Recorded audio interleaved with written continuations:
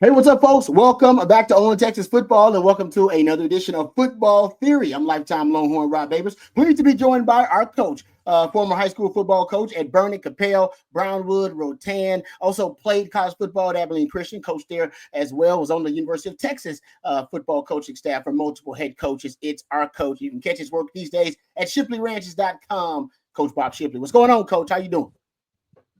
Hey, man, I'm at the office today. I about to say, yeah, it looks like you're at one of them Shipley ranches. I am, man. I am, and I'm having a ball. I've had a great day.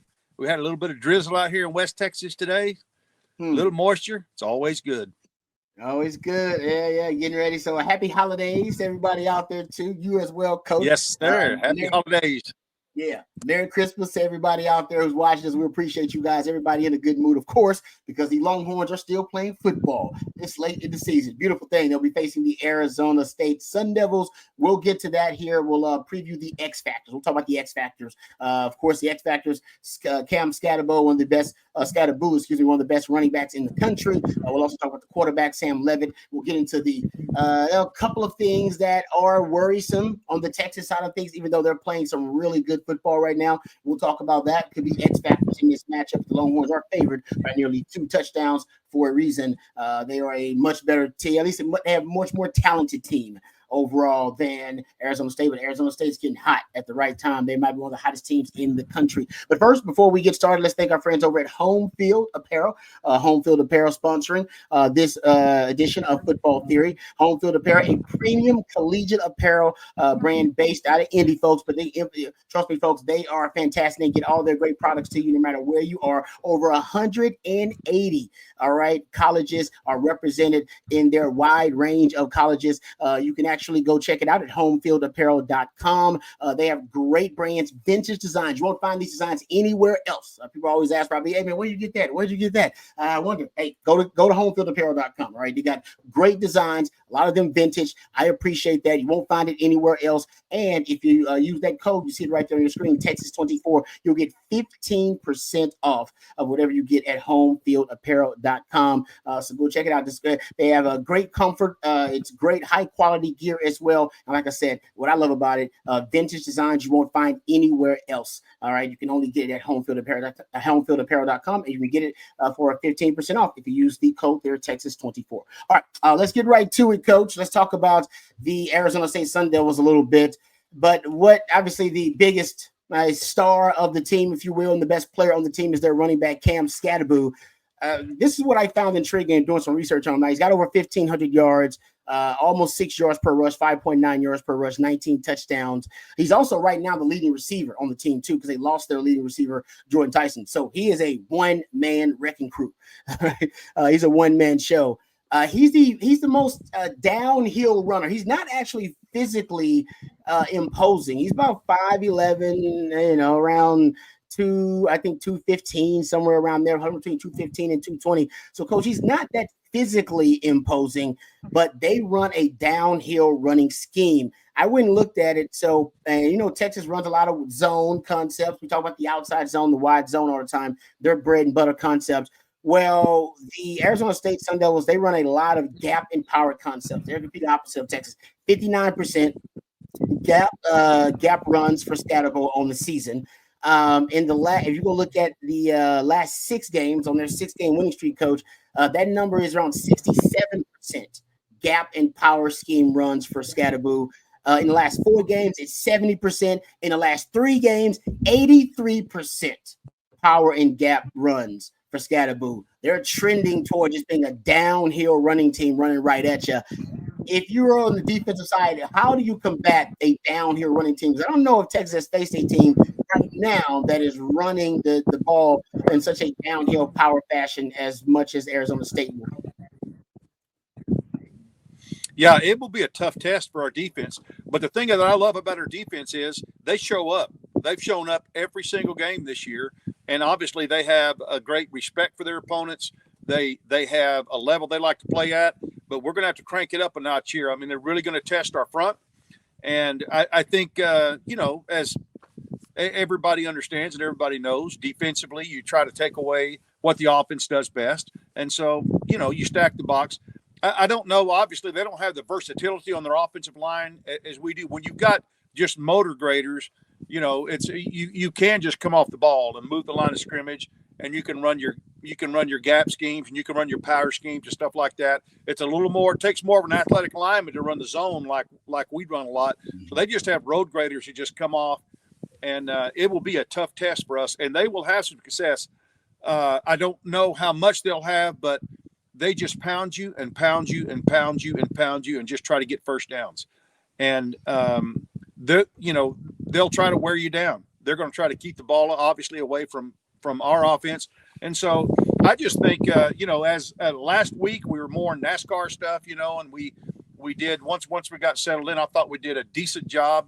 But this week it's all going to be about stopping Skattebo, and I think I think the way you do that is you just load the box with an extra guy, and you take away what they do best. And if you can, it's going to be a long day. Yeah, I think I said last two games, they're an 83% gap run scheme. So that's where they're trending. We'll see if they continue that against Texas. Texas got much bigger bodies, as you said, Coach. They're very varied in their personnel too. I mean, you'll see them with some 2 back sets. You'll see them in 12 personnel. They'll spread you out, but most of it is still to just get the focus, the offense, and feature Skattebo, who is no doubt right now. I mean, he is their guy. You stop Skattebo, then you force Sam Levitt to have to beat you playing some version of hero ball. You also got to tackle him, Coach. He's got 92 forced missed tackles on the season.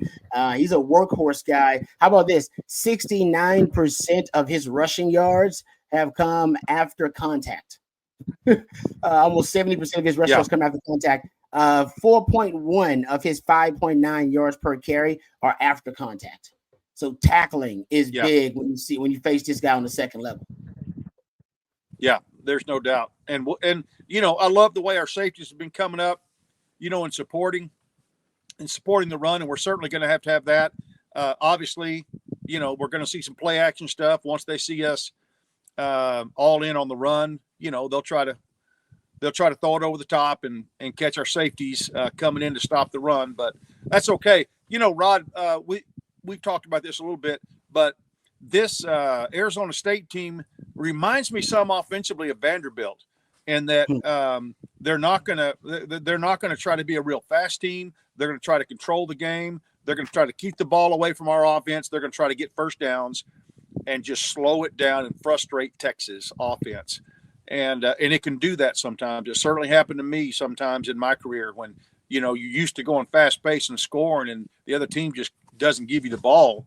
You kind of want to make up for it. Sometimes that's the initial response that the offensive coordinator has. But, last week with Clemson going down and scoring for only the second time this year on Texas on an opening drive, and it was really good to see the way our team responded. They didn't flinch.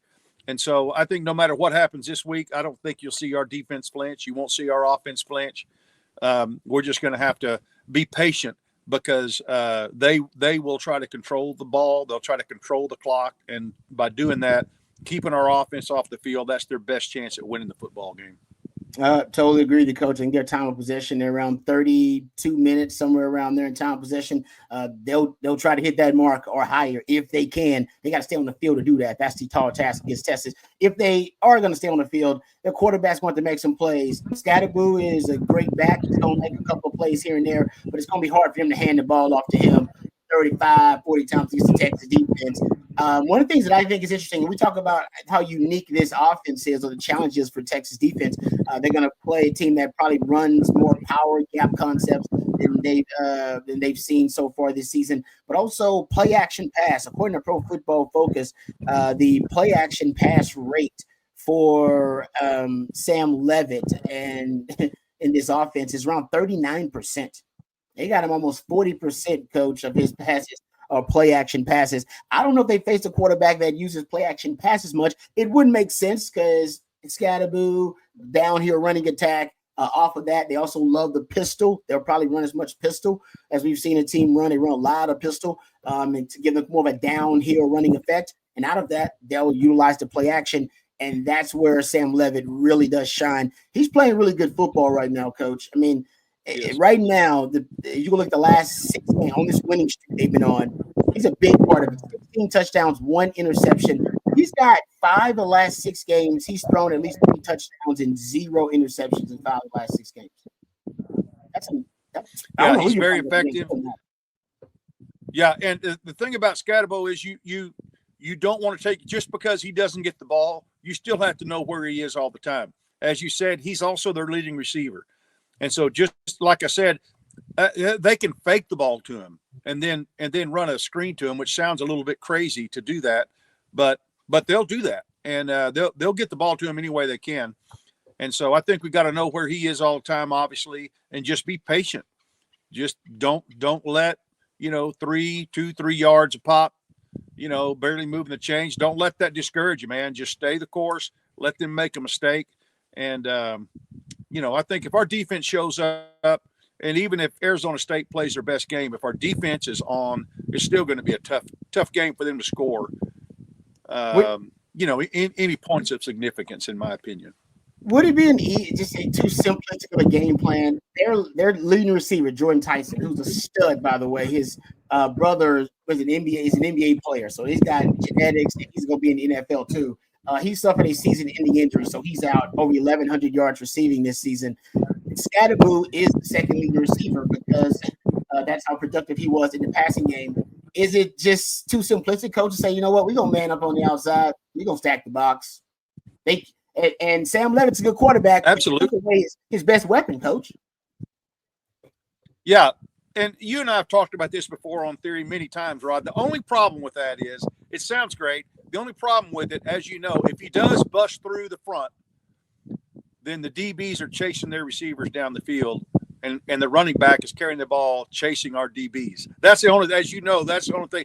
It's got to be pretty frustrating. I've never been a DB, but it's got to be pretty frustrating as a DB to be running with your man down the field and turn around and see a dude running the ball about 15 yards behind you, and you're trying to stop. Hey, can I tell you what? Depending on the crowd, depending on if you're home or away, you hear the crowd first.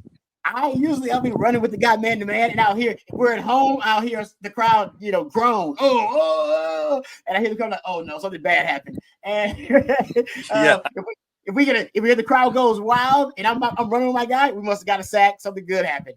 Right, that's usually, honestly, of the crowd that used to kind of give it to me, like, oh, something good or something bad. So, but you're right, nothing more frustrating. But that's part of the challenge with this team now. Yes, Jordan Tyson is out, but you got Sam Levitt. He can run, coach. He can run as a scrambler. Yeah. He's averaging over 8 yards per rush scrambling, and I can say he's playing really good football from the pocket. Now, you take away his best weapon, that's going to be a chance for 24 touchdowns, 5 interceptions on season, 9th highest passer rating in the country. He's highly efficient right now with the football. And if you do play man-to-man, he's a guy that can make you pay. Turn your backs to him. You don't have a spy on him. He can make you pay. Just to give you some context on that, he's ninth in passer rating. Cade Klubnik was 26th, and Carson Beck was 31st. Not saying that he's better than those quarterbacks, not, but he's playing the quarterback position at a really high level right now. And I worry about the scrambling element, the scramble drill. Because how about this, coach? I found this stat. When he scrambles, I just said he runs, when he does scramble and he's a runner, he's averaging over 8 yards per rush. But when he scrambles, essentially, and starts looking downfield, when he's under pressure and he's extending the play to throw the football, under pressure, his yards per attempt, his ADOT, average depth of target, 15.5 yards. It's almost 16 yards. When he's under pressure, his average depth of target is almost 16 yards. His average depth of target on just every down is 9.6. So when he's under pressure, and you go look at his time to throw, coach, his time to throw under pressure is 4.2 seconds. So that tells me he holds the ball under pressure, but you can't hold the ball under pressure or you'll get sacked. So he's extending the play, which I see on film. He's extending the play, and he's extending the play to throw it deep. He's seeing the play to throw it downfield, not to check it down. He's either going to scramble or he's going to throw it down the field, scramble drill. That also could be an X factor. The scramble drill, Texas DBs, maybe the deterioration of the coverage. Also something to consider. They got to be really crisp in the scramble drill versus this guy. Yeah, and I think you got to mix up the coverage. I mean, certainly I would love to see some man and some blitzing, trying to catch him off guard and maybe catch him in the backfield, but for the most part, mix it up, but keep your box heavy because, like I said, if he's going to beat you, make him beat you throwing it, and that's Not rocket science, but I can tell you, it's a lot easier to say than it is to do. I know it seems like a really simple game plan. It does, especially with Jordan Tyson, their leading receiver, out. It seems like, oh man, we're gonna stack the box and force that quarterback to beat you from the pocket, not as a scrambler and not as a runner, beat you from the pocket without his best weapon in the passing game. Seems like an easy one with the best defense in the country. One other thing that keep in mind, Kenny Dillingham, I think you're going to get a lot of trickery early on, Coach. The spread is a 14-point spread here. We're talking about Texas favored by 2 touchdowns in this game.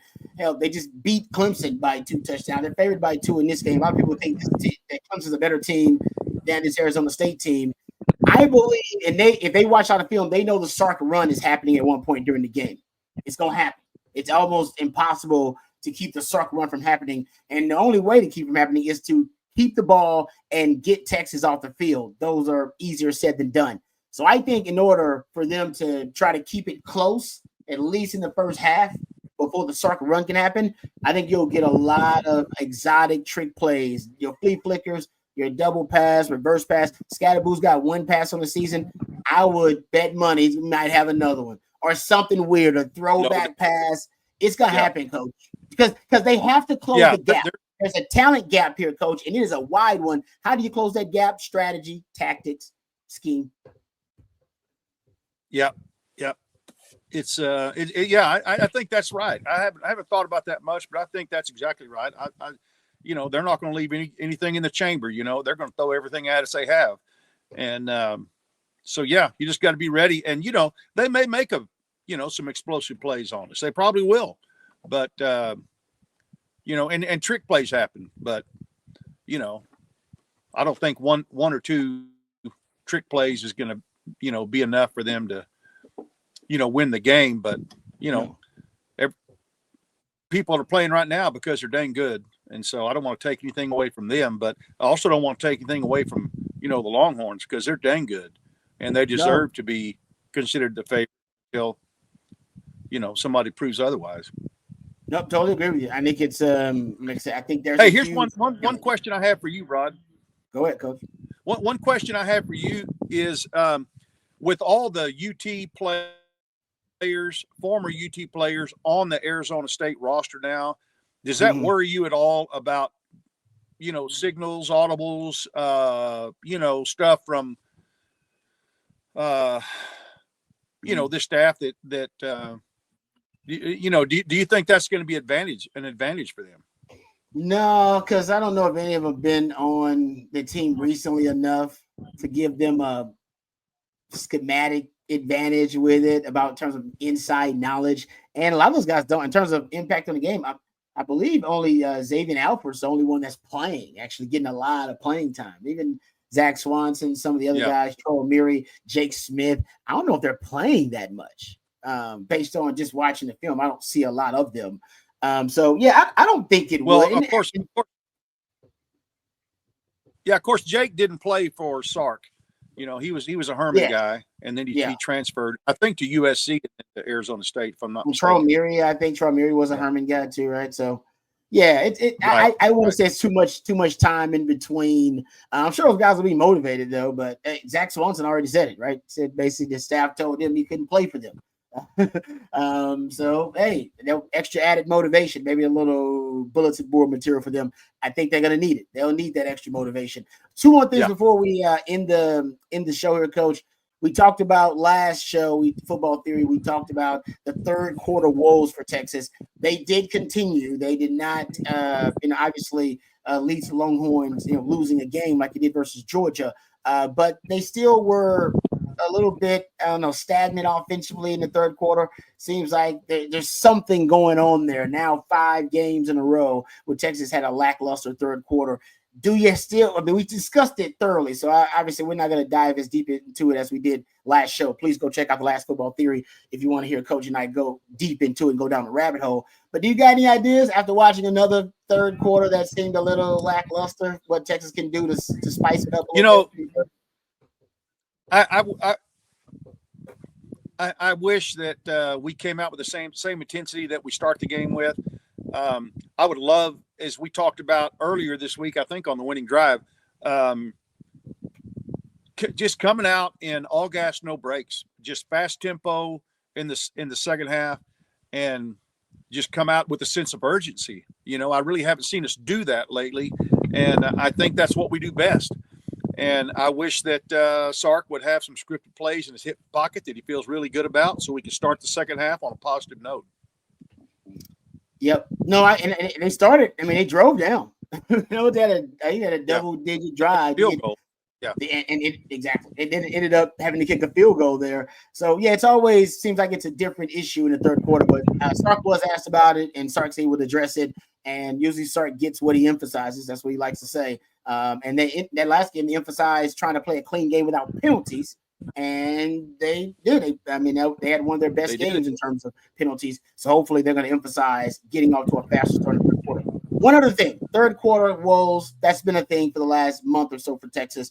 Something else that I think could come back to haunt Texas, and I don't know if in this game that's going to be the case, but turnovers continue to be a thing for Texas. And if they come at the wrong time, they really can be problematic. Turnovers are going to happen, but this team, this Arizona State team, they play clean football. They're top 10 in the country in turnover margin. They're 17th in takeaways, I believe. They take away the football really well. As a matter of fact, in this 6-game win streak they're on, they are, I believe, winning the turnover margin 11-2, if I'm not mistaken. In the last, 11-2 in the last 6 games. That's a big part of their formula to win. Top 10 turnover margin, playing a clean game. It's not really a big part of Texas' formula to win. They take away the football. Texas is 111th in the country in giveaways. Texas has more turnovers than any team in the tournament. I say tournament like it's basketball, but in the playoffs. It doesn't seem to hurt Texas as much as it does other teams, Coach, right? Is it because they're so well-rounded and so talented that they can overcome that, something that usually can be debilitating for the teams? It's because we're playing so well defensively. Mm-hmm. And really a lot of the turnovers aren't necessarily forced turnovers. They're tip balls, or maybe some of them are forced, of course, stripped or whatever, but some of them are just tip balls, or the quarterback getting hit when he's throwing it, or maybe you remember when he still wasn't full speed, and he threw a bad interception, and he just wasn't ready. He just was hurting and just wasn't full speed. But we just need to play clean. I'm not saying they won't get any turnovers, but the turnovers need to be forced if we're going to turn it over, not self-inflicted, which is what we've done way too often this season, in my opinion. Self-inflicted turnovers. Agreed. Good stuff there, Coach. I agree with you about the defense. That's why those turnovers don't seem to hurt. You're like, man, usually if you got that many turnovers, you'd be, oh, man, this team has a problem with turnovers. Nobody talks about turnovers, even though Texas, like I said, they're 111th in the country in giveaways. But, Coach, right, that defense erases a lot of those mistakes. That's right. All right. Thanks, Coach. Right. We appreciate you, all of your knowledge. I'm a smarter football theorist because I appreciate my man Matthew behind the scenes as well. He always makes the machine go. So thank you to Matthew for all of his efforts. Thank you to all of you guys out there watching and listening. Merry Christmas. Happy holidays to everybody out there. Thank you once again to HomeFieldApparel.com. Go check them out, HomeFieldApparel.com. You can get that code Texas24 for 15% off. Thank you very much there, Matthew. And they'll hook you up. All vintage designs, 180 plus colleges, but if you're a Longhorn, they represent there as well. People always ask me, where'd you get those really cool clothes? Where'd you get that really cool jacket, that cool shirt, jacket? Hey, a lot of other stuff I check out at HomeFieldApparel.com, and I suggest you do the same. So thank you to HomeFieldApparel.com. And until next time, yes, of course, there will be a next time. For Coach and for Rod and for my man Matthew behind the scenes and HomeField Apparel, hook 'em.